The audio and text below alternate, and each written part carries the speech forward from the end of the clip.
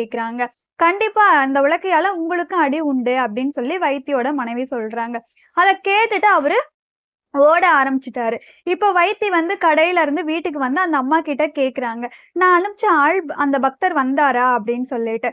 அந்த அம்மா வந்து, வந்தாருங்க. வந்து சாப்பாடு போடுறேன்னு சொல்றதுக்கு முன்னாடி உலக்க வேணும்னு கேட்டாரு.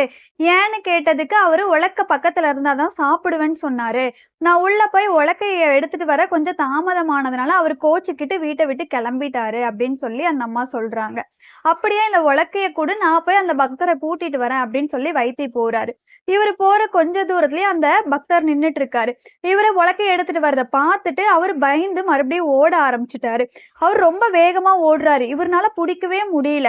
அவரு ஏமாந்து போய் வைத்தி வந்து வீட்டுக்கு வராரு. அந்த பக்தர் போய் மத்த எல்லா பக்தர்கள் கிட்டயும், "இனிமே இவங்க வீட்டுக்கு யாரும் போகாதீங்க. அவங்க வீட்டுக்கு போய் சாப்பிட போனீங்கன்னா, உலக்கையால அடிப்பாங்க." அப்படின்னு சொல்லி வதந்திய பரப்பி விடுறாரு. வைத்தி வந்து எல்லாரையும் கூப்பிட்டாலும் சாப்பிட யாருமே வரமாட்டேங்கிறாங்க. இவருக்கு ஏமாற்றமா போயிருச்சு. இந்த கதை எப்படி இருக்குன்னு சொல்லி எனக்கு கமெண்ட்ல சொல்லுங்க. புடிச்சிருந்தா லைக் பண்ணுங்க, சப்ஸ்கிரைப் பண்ணுங்க. நாளைக்கு இன்னொரு கதையோட வந்து உங்க எல்லாரையும் பார்க்குறேன். பாய். Thank you.